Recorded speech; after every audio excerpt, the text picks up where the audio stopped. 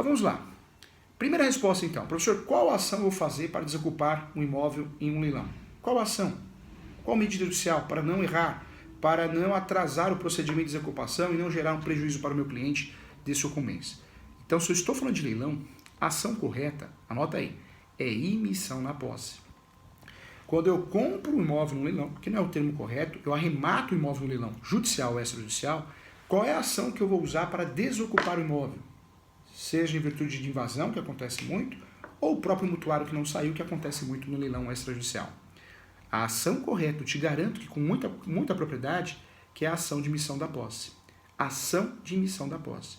Ah, professor Júlio, estou chateado que eu errei. Não faz mal, é para errar aqui do que errar com o cliente. Quando nós falamos aqui da ação de missão da posse, é a ação correta, porque eu quero a posse pela primeira vez. Eu arrematei o imóvel no leilão e eu quero a posse pela primeira vez. Então é a ação correta. Professor, poderia usar a ação reivindicatória? Poderia usar a reivindicatória, não estaria errado.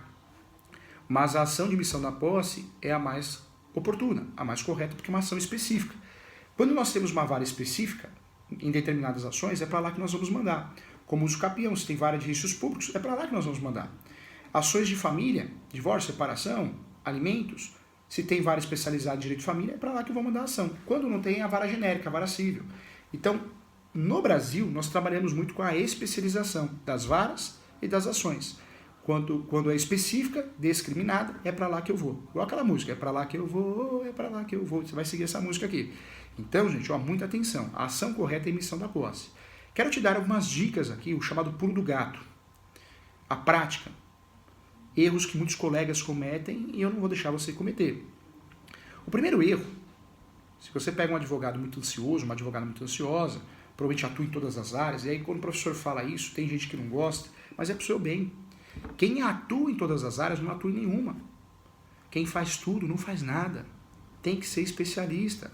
Ah, mas eu faço criminal, só um pouquinho. Não tem um pouquinho. Ah, eu faço previdenciário e faço imobiliário. Não combina, não bate. Previdenciário tem que estudar muito, tem muitas regras próprias. Aí eu faço trabalhista e faço previdenciário. Legal, combina, tem conexão.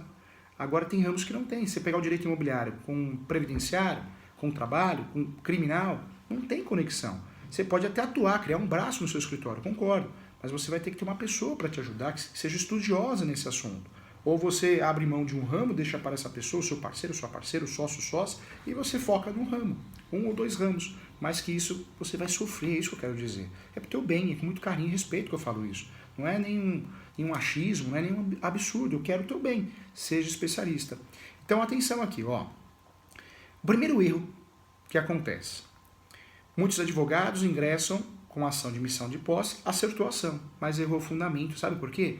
Esses advogados que estão ansiosos para distribuir a ação, eles acham que a carta de arrematação é o documento que causa a prova de propriedade. E não é. Esse documento, o meu cliente, os meus clientes, precisam ir no cartório e fazer o registro dessa carta de arrematação. Para que o meu cliente que arrematou, os meus clientes, o casal que arrematou o imóvel em um leilão, passem a ser o quê? Proprietários. Então, quando eu distribuo uma ação de missão de posse e eu não junto a certidão de propriedade atualizada, eu junto a carta de arrematação, eu vou perder essa ação. Só se acontecer um milagre, você vai perder essa ação. Por quê? Porque você, para usar a ação de missão de posse, você precisa aprovar o registro, o domínio, a propriedade, é uma ação reivindicatória, é uma ação petitória. Petitória tem que fazer prova de propriedade. Então, cuidado, tá, gente? Cuidado. Quando você pensa nessa ação de missão da posse, você tem que verificar antes se foi feito o registro da carta de arrematação. Se não foi, você vai falar para o seu cliente, estou à disposição, mas me procure a hora que você fizer esse registro. Ou faz o contrato de honorário, já acorda com o seu cliente, mas fala, só vou ingressar com a ação depois que você fizer o registro da carta de arrematação. E Deus queira que dê tudo bem, tudo certo, né, gente? Porque alguns cartórios de imóveis negam o registro da carta de arrematação e também a adjudicação, só que a adjudicação é outra coisa, a ação de adjudicação é compulsória, porque existem erros na própria carta, no próprio instrumento, no próprio processo, e o cartório pode fazer isso. Aí é uma outra dor de cabeça, porque você vai ter que pensar numa ferramenta para sair disso, mas aí é uma outra aula, uma outra situação. Outro pulo do gato, outra dica prática, outra dica concreta, que você não aprende na graduação. Você aprende na vida, no sofrimento. Eu quero que você aprenda com o meu sofrimento aqui. Diz a lenda que o inteligente aprende com o erro dos outros, né? Então, aprenda com os erros, né, que eu já vi, com base com os erros dos alunos, erros na prática.